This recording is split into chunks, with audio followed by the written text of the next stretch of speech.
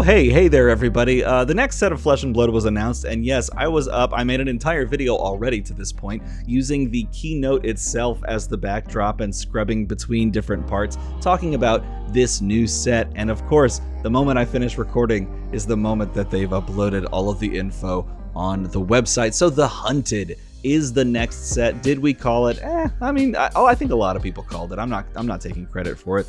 It is a set taking place in Volcor, and honestly, it is probably a great targeted set for the health of several classes, because this set is all about the oath of loyalty that extends beyond the grave, entangled in a web of deceit where chaos breeds. Are you the hunter or the hunted? And it calls players to take up the mantle of either, one of the two vengeful Drakai high-ranking officers in the Loyalist army. You can either play as the Royal Draconic Warrior Hero or the Royal Draconic Ninja Hero, and they are chasing after. They're riding across the fiery plains of Volcor to bring the killers to justice.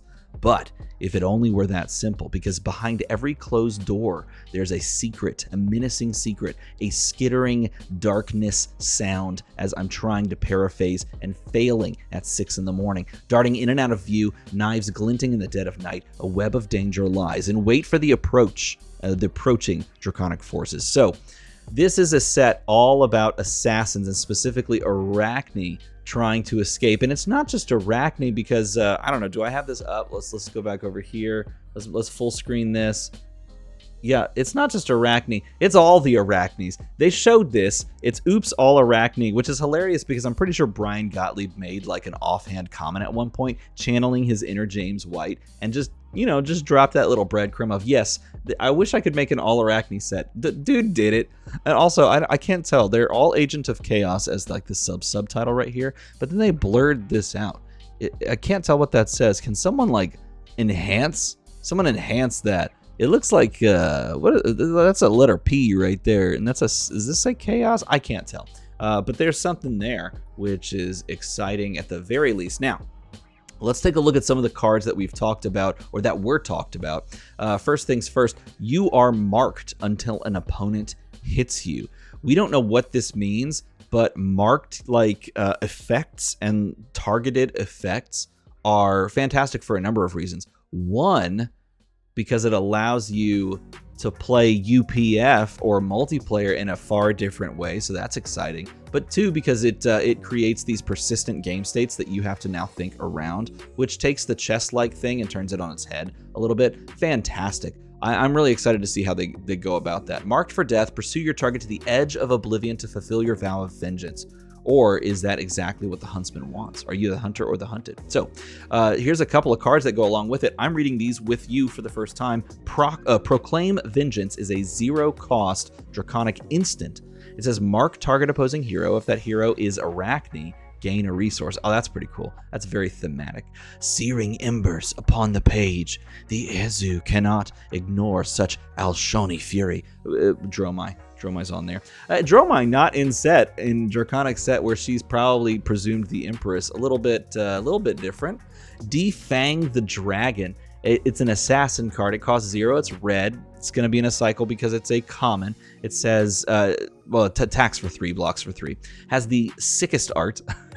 That's like some Jason and the Argonauts level stuff right there. It says stealth. It says contract. You're contracted to hit a marked hero named Fang. Oh, that's interesting. Okay. Whenever you complete this contract, you draw a card. Now, it doesn't have go again, so drawing a card could be for an arsenal target, or there could be some way to give go again to your assassin attacks.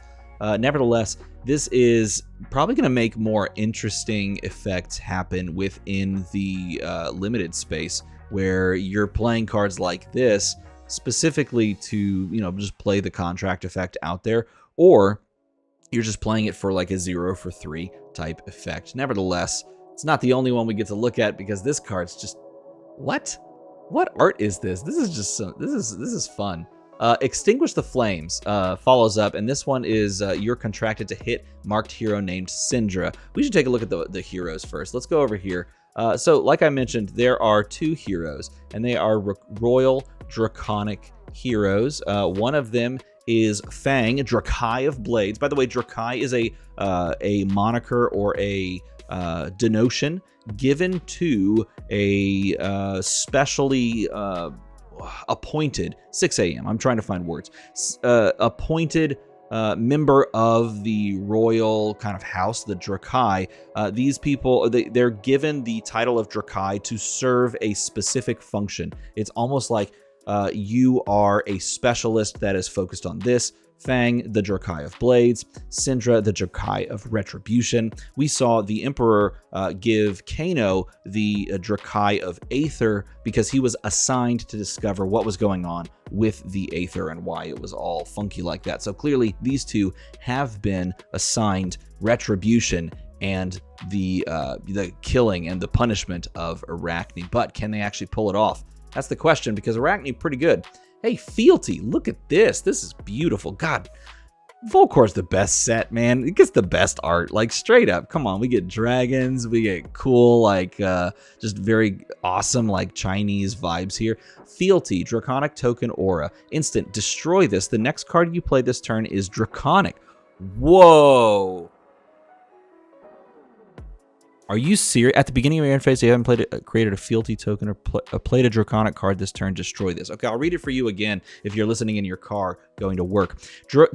Instant, destroy this. The next card you play this turn is Draconic. At the beginning of your end phase, if you haven't created a Fealty token or played a Draconic card this turn, destroy this. So you can't sit on this token for more than a turn unless you've played or created a Fealty token, another one, or played a Draconic card. Interesting. And then the next card you play is Draconic. So you can, depending on how you create this token, you can splash Draconic in your card pool. And look at the art on this card. Art of the Dragon Blood. A 0 cost 4 attack. This is a promo, so this could be the pre-release promo that was hinted at. 4 attack, 3 block, ninja attack action card that says when this attacks, if it is Draconic, it gets go again, and the next 3 Draconic cards you play this turn cost 1 less to play. They literally gave it the Blood of the Drakai effect if you make this Draconic along with a Fealty token. And this card's very good. This card's good at like all levels. It's a 0 for 4, blocks for 3, so it meets the requirement of being the 0 for 4 from WTR that I forgot at 6 in the morning, friggin' whatever that card's called. But then it can get go again, and it reduces it's a -3 for 4. It's a 0 for 4 that gives you, that's insane. It gives you 3 resources. Blitz deck collection is back. Oh, okay, look, there's 4 heroes. We could assume, and these are the young heroes. I wonder if I can zoom in here. So the young version of Syndra, the young version of Fang. Wow, those are really great arts. And then there's 2 other decks. Arachne, we can assume one of them is Arachne, but they showed 6 Arachnes. So the question is, are those 6 Arachnes like different functional heroes? It was hinted that they would all have different effects. So is this like one of them's Arachne, and do we get another?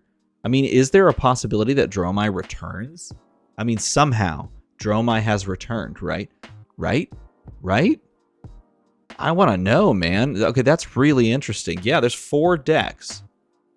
Personally, I'll tell you right now, personally, I'm not the hugest fan of this Blitz deck collection. It's probably the better way to go just from a monetary standpoint. But for me, I'd rather just buy them individually, like the decks. But I like that they're putting booster packs in it, that they put booster packs in it.